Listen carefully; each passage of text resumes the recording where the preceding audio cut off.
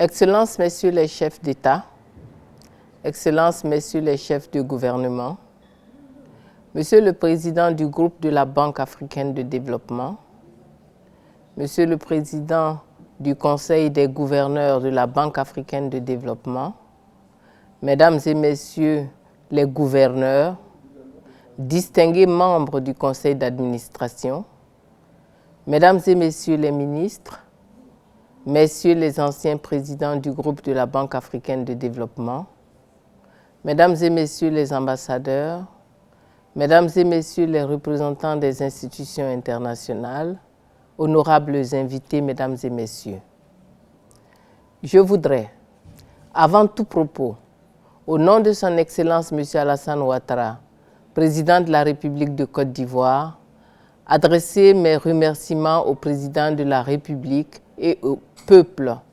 équato-guinéen pour l'excellent accueil et les attentions dont la délégation ivoirienne a bénéficié depuis son arrivée. Je voudrais ensuite traduire la gratitude du gouvernement de Côte d'Ivoire à M.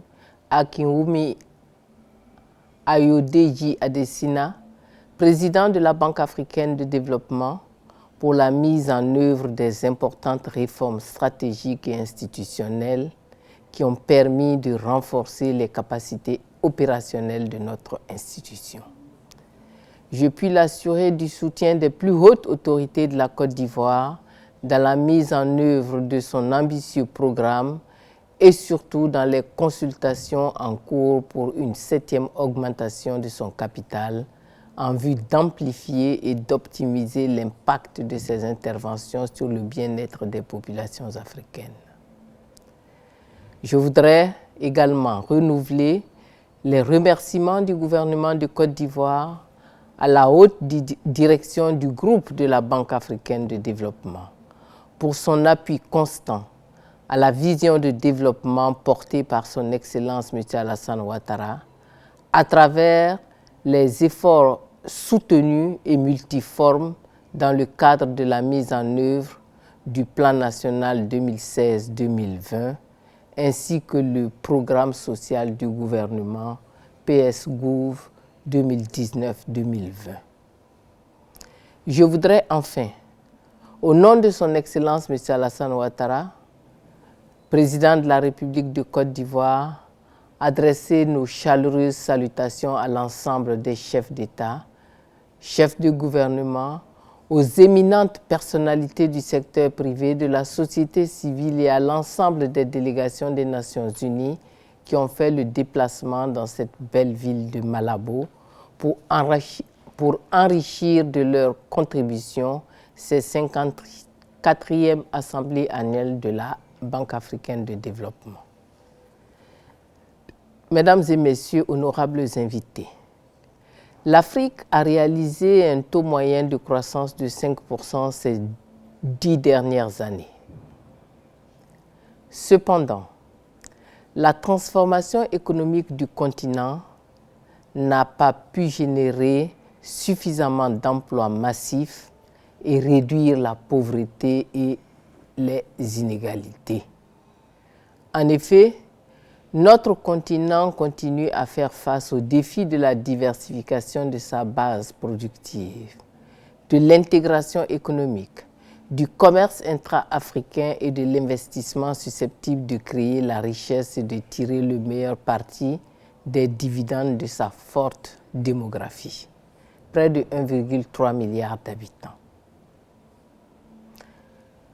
Aussi, face aux défis de la mondialisation et à la concurrence mondiale, nos États ont senti la nécessité d'intégrer leurs économies à celles des pays voisins, de créer des blocs économiques régionaux plus importants et plus compétitifs et de prendre part aux échanges internationaux, non plus individuellement, mais en tant que puissance sous-régionale. Ainsi, des communautés économiques régionales ont été créées. Avec l'existence de ces regroupements sous-régionaux en Afrique et les expériences ailleurs dans le monde, les avantages de l'intégration des économies sont largement reconnus et documentés. L'Afrique compte de nombreuses communautés économiques régionales. CEEAC, CEDEAO, COMESA, SADC, l'UMA, l'UEMOA et j'en passe. Ces communautés, ainsi que les gouvernements des pays africains, doivent intensifier leurs efforts afin de sortir de la fragmentation des espaces. Les échanges intra-africains restent faibles, à 14,4% en comparaison de l'Asie où le commerce interrégional représente 59% du total des échanges. Cette situation est imputable, entre autres, au mauvais état des infrastructures de connexion, à la faible transformation numérique, à la taille et à la diversité des marchés intérieurs, aux obstacles non tarifaires, aux coûts de transaction élevés des affaires et au développement du capital humain en adéquation avec les besoins de transformation structurelle. Tous ces facteurs sont autant de freins à l'intégration du continent. En complément des réformes structurelles en cours dans différents pays pour relever ces défis, les gouvernements africains ont adopté l'accord d'établissement de la zone de libre-échange continentale, qui sera opérationnel en juillet 2019. Accord qui ouvre des perspectives heureuses pour le renforcement de l'intégration régionale africaine. La zone de libre-échange continentale, je crois qu'on l'appelle la ZLECAf, libre-échange continentale africaine, devrait permettre d'augmenter considérablement le commerce intra-africain, de stimuler l'investissement et l'innovation, d'encourager la transformation structurelle des économies africaines ou encore d'améliorer la sécurité alimentaire, de stimuler la croissance économique. La ZLECAf n'est qu'une étape. Le processus de l'intégration africaine devra aboutir à terme à la création d'un marché commun africain et à l'établissement d'une communauté économique africaine, y compris une union monétaire africaine et un parlement panafricain. Mesdames et messieurs, honorables invités, notre pays, la Côte d'Ivoire, sous la haute égide de son Excellence M. Alassane Ouattara, connaît un succès économique remarquable qui lui permet de figurer dans le peloton de tête des pays à forte croissance dans le monde. Ce dynamisme découle de la bonne exécution du Plan national de développement 2016-2020 ainsi que du plan précédent 2012-2015 qui ont conduit au renforcement des infrastructures socio-économiques et à l'amorce de la transformation structurelle de l'économie. Ainsi, sur la période 2012-2018, le taux de croissance moyen de 8,5% du produit intérieur brut en termes réels est supérieur à la moyenne de l'Afrique subsaharienne et notre pays compte parmi les plus élevés taux de croissance dans le monde. L'économie ivoirienne a poursuivi sa dynamique de croissance avec un taux d'inflation de 0,4%, un déficit budgétaire de 4% et un ratio d'endettement de 48,6% en 2018. Témoignant de sa résilience grâce à la diversification de l'économie et en dépit des niveaux relativement bas des cours des produits primaires d'exportation. De même, la mise en œuvre de réformes structurelles, la réalisation d'investissements publics structurants, les efforts déployés pour renforcer la diversification de l'économie et attirer davantage d'investissements étrangers ont été le socle de la solidité économique. L'UEMOA constitue un marché potentiel de 300 millions d'habitants, plutôt la CEDEAO. La Côte d'Ivoire est l'une des locomotives, contribuant pour près de 32% au produit intérieur brut de l'UEMOA et fournissant 36,9% des exportations totales intra-UEMOA en 2017. Au cours des 25 dernières années, les avancées majeures réalisées par l'UEMOA portent sur la solidarité entre les peuples, la création d'un marché commun basé sur la libre circulation des personnes, des biens et des capitaux, la convergence macroéconomique et l'harmonisation des politiques dans les secteurs économiques et sociaux. En outre, les perspectives du marché commun se dessinent progressivement au niveau de la CEDEAO, avec le renforcement de l'intégration commerciale qui passe depuis 2015 par l'application d'un tarif extérieur commun de la CEDEAO qui est venu remplacer le tarif extérieur commun de l'UEMOA appliqué jusqu'alors.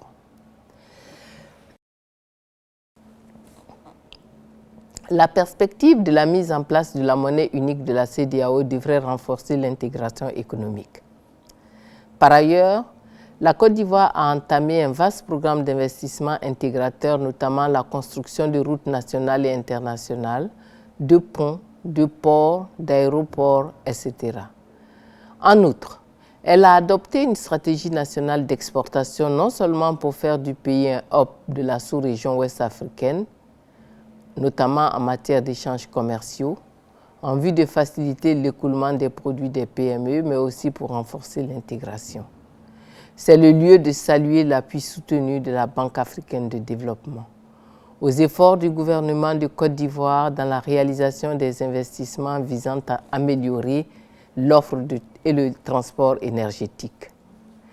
Les investissements réalisés avec l'appui de la banque permettront d'accroître la capacité totale de 406 MW et d'assurer l'interconnexion des réseaux électriques de la Côte d'Ivoire, du Libéria, de la Sierra Leone et de la Guinée. La Côte d'Ivoire réalise ainsi son ambition d'être un acteur clé sur le marché sous-régional d'échange d'énergie.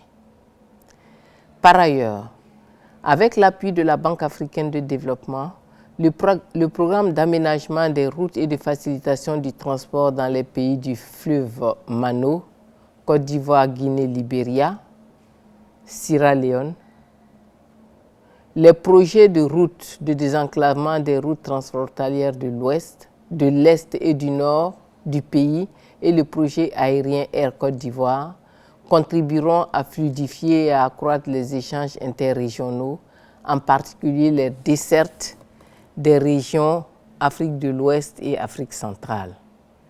Je voudrais me réjouir de l'excellente coopération entre la Côte d'Ivoire et notre institution panafricaine. À ce jour, le portefeuille comprend 31 opérations avec un total d'engagement de 1100 milliards de francs CFA, soit 1,24 milliard d'unités de compte. Au total, la nouvelle stratégie de la Banque africaine de développement pour la Côte d'Ivoire sur la période 2018-2020 devrait poursuivre cette dynamique avec le renforcement des infrastructures structurantes et la gouvernance pour la compétitivité et l'efficacité des investissements, tout autant que le développement des chaînes de valeur agro-industrielles pour une croissance inclusive et durable. Mesdames et messieurs, honorables invités, le contenu de mon exposé témoigne à quel point le choix du thème des présentes assemblées, à savoir l'intégration régionale pour la prospérité de l'Afrique, est judicieux et d'actualité. Un tel thème permettra en effet de débattre d'une question qui nous concerne tous et de proposer des solutions innovantes pouvant permettre à nos pays de tirer le maximum de profit possible des expériences des uns et des autres pour relever les défis de la création de richesses par l'intégration du continent.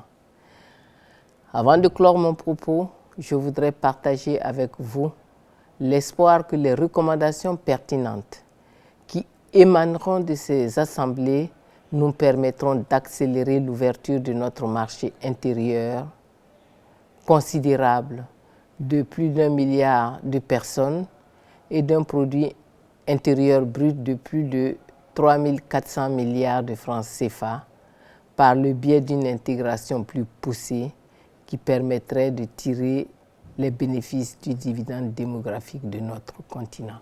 Je vous remercie.